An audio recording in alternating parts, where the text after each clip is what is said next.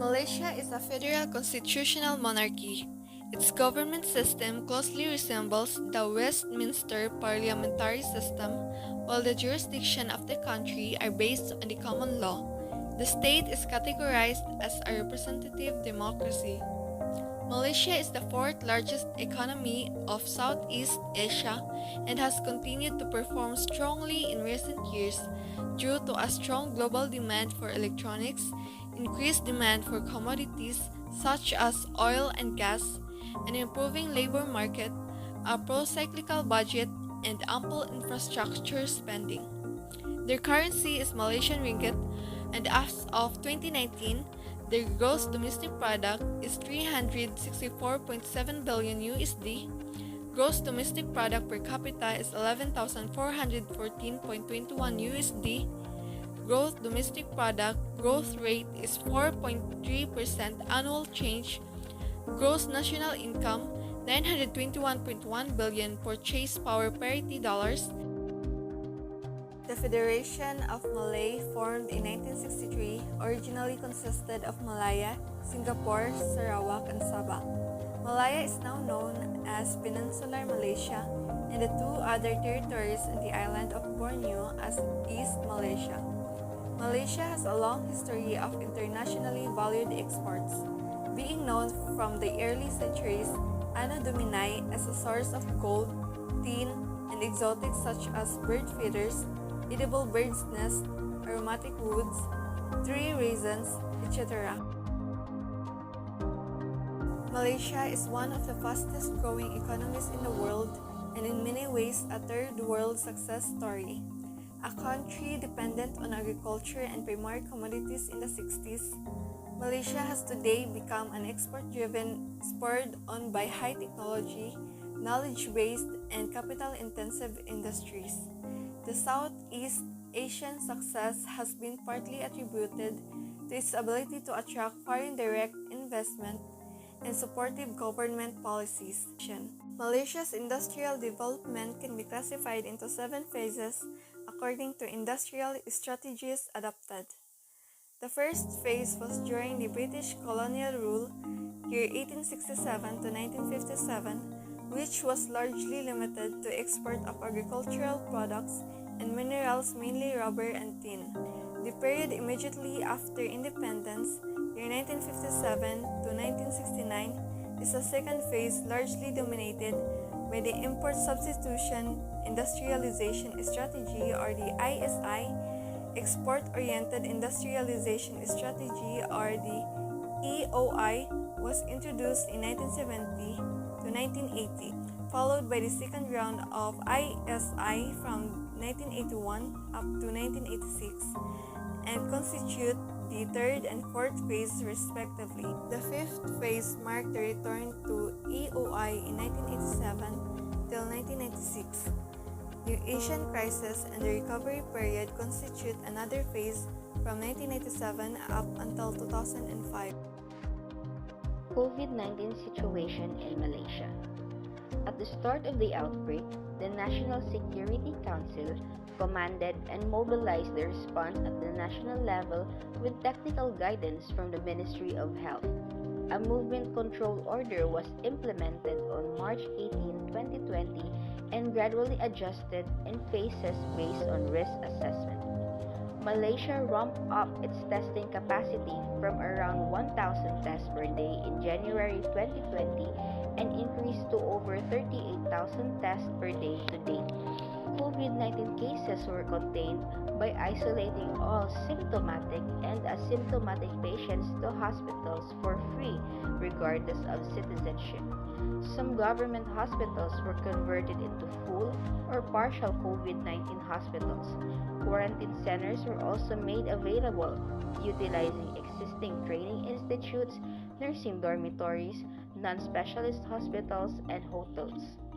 The Malaysian government and its partners implemented various innovations, including the MySehatera contact tracing application, drive-through screening services, and the field hybrid intensive care unit. Communication was also strengthened through regular media briefings and sharing of trusted messaging through websites, social media, and SMS.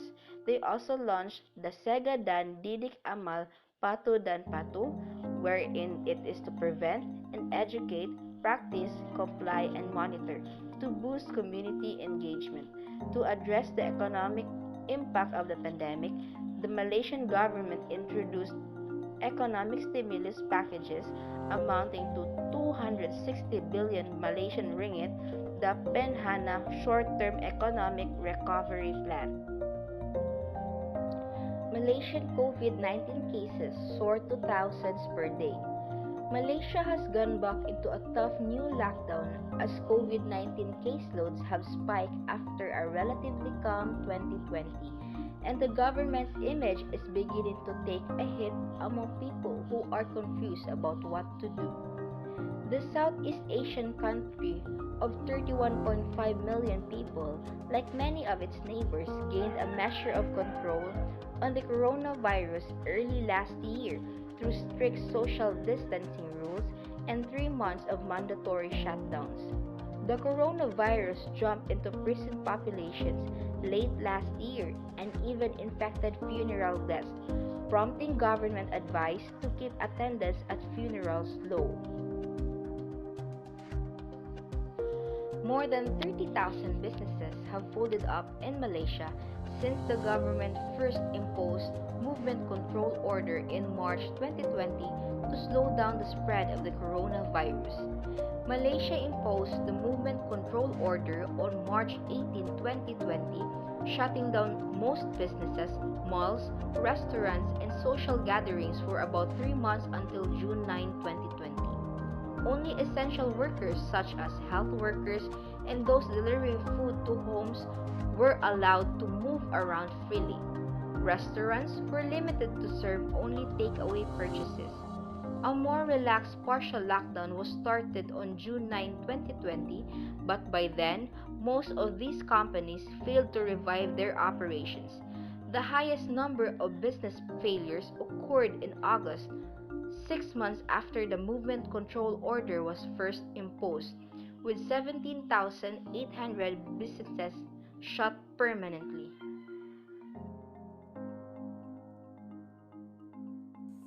Banking in Malaysia.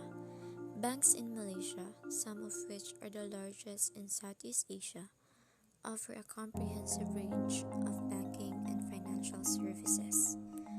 The country's financial institutions are governed by the Bank Negara Malaysia, which was established in 1959. It serves as the country's central bank, responsible for promoting monetary and financial stability.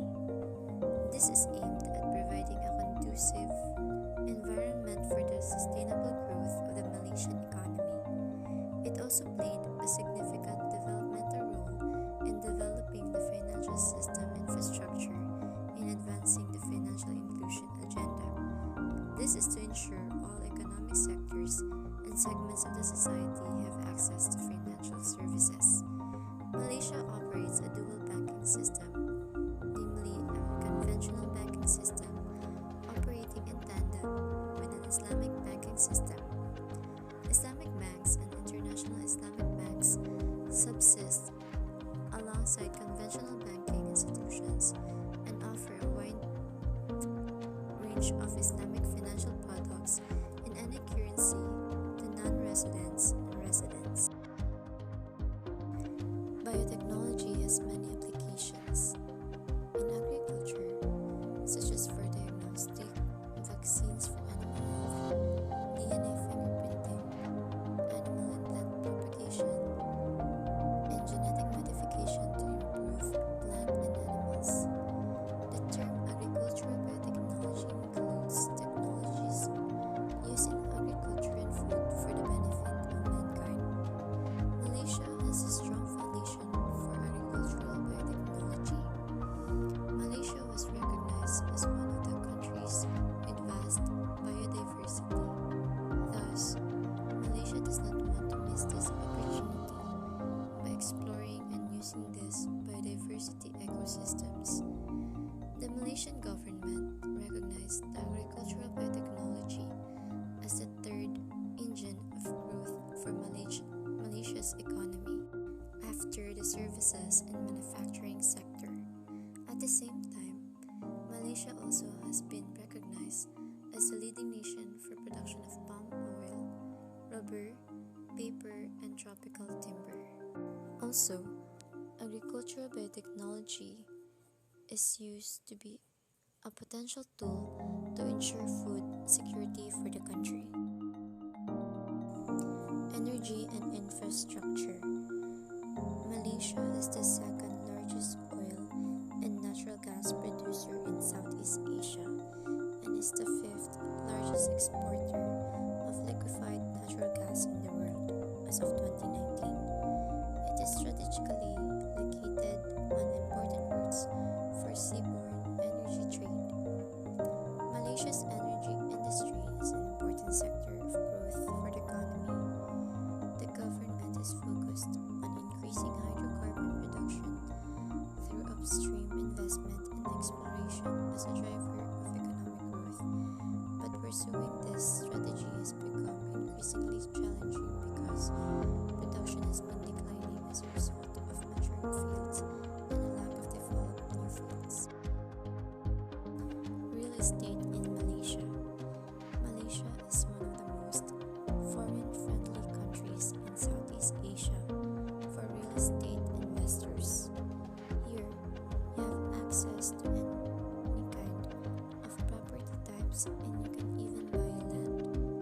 Having said that, if you plan to buy real estate in Malaysia, you must understand how healthy the market is and what to expect for the coming year.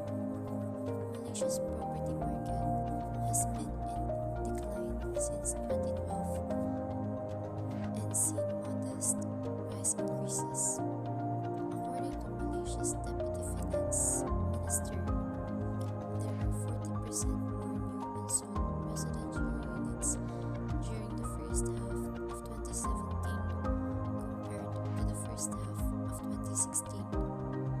Malaysia has experienced an oversupply of property that has resulted in price declines. We've also seen a property overhang in 2018 that continued well into 2019 and 2020. The country will continue to suffer from a property overhang due to previous policies and a great reduction of buyers due to COVID-19 pandemic. Tourism in Malaysia. Malaysia is one of the biggest tourist attractions in the Southeast Asia, and Malaysia Tour Package is one of the most searched items on the internet. Every year, hundreds of thousands of tourists visited and explored this beautiful country. Malaysia truly has some of the fascinating tourist destinations in the world. Malaysia is a place of diversity. It has a rich cultural history, beautiful historical landmarks, and mesmerizing local lifestyle. Different tourists from various countries visit Malaysia every year and explore its beauty with a Malaysian tour package. Here are some of the famous tourist spots in the country. International trade agreements. Malaysia has always been a trading nation. Strategically located along the Straits of Malacca, it sits on a major shipping channel that connects the Indian Ocean to the west and the Pacific Ocean to the east. Malaysia recognizes the importance of international trade and relations to the nation's growth and development. This is reflected in its gross exports of goods and services. Given Malaysia's reliance on international trade, Malaysia has adopted liberal trade policies and puts a high emphasis on regional and bilateral trade agreements.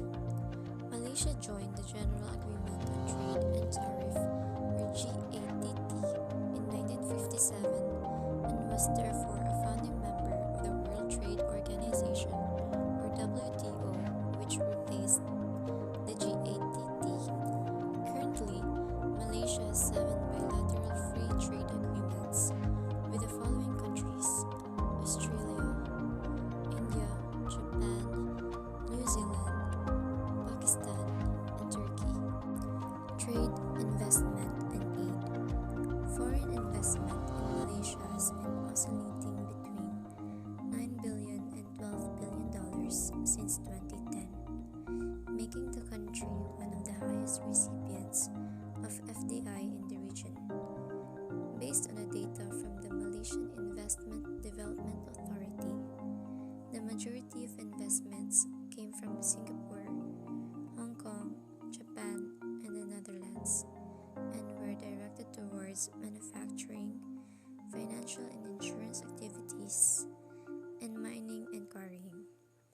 Despite a difficult situation in 2020, Malaysia continues to be an attractive investment destination amid rising trade tensions across the world. The authorities seek to position Malaysia as a gateway to the ASEAN market by offering various incentives to foreign companies, notably the status of a pioneer company and tax reductions associated with investments.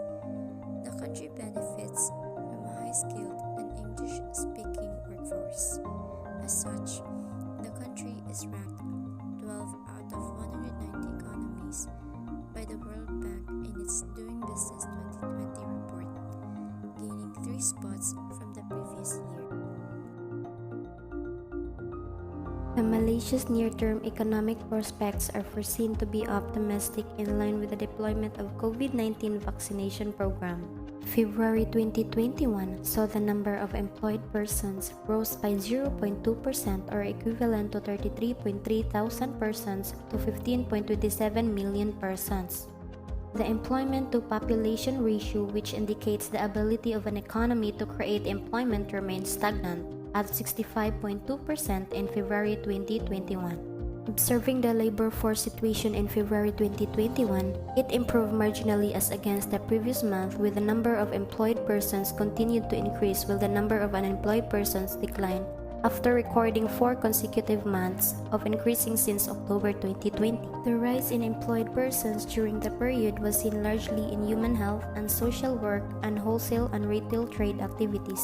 Comparing year on year, the increase in the labor force was attributed by the rise of unemployed persons, while the number of employed persons remained on a declining trend.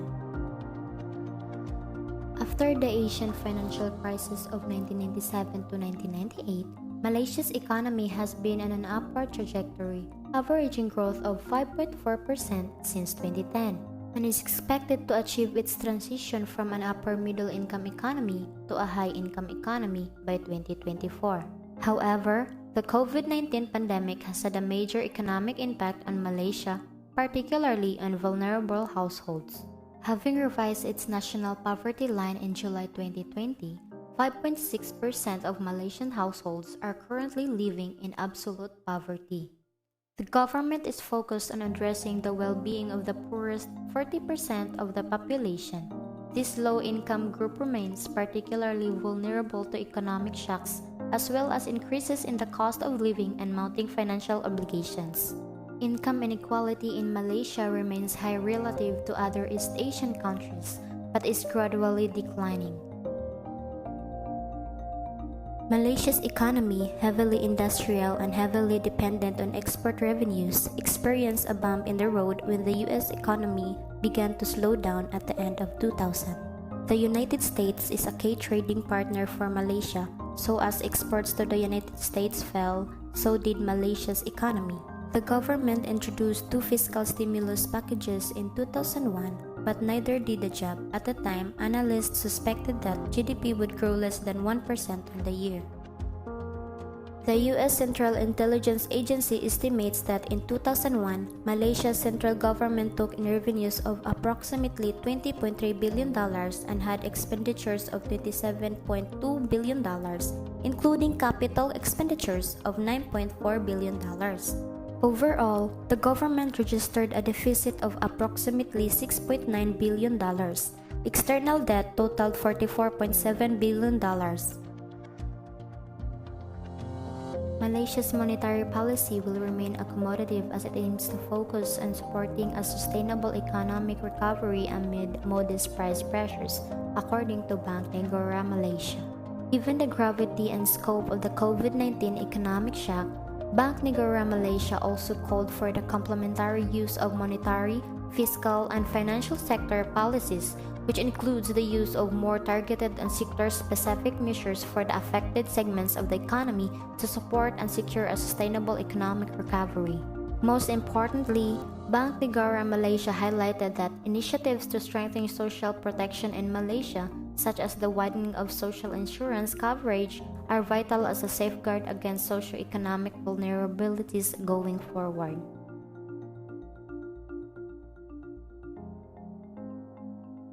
House insurance is designed to recompense you financially for the loss or damage to your house and or its content caused by the fire or any other covered perils. In Malaysia, the fire is not the only hazard that can catch you off guard, accidentally or intentionally. Insurance providers are offering three types of home insurance policies, such as fire policy, house owner policy, and householder policy, which cover the loss or damage to the house.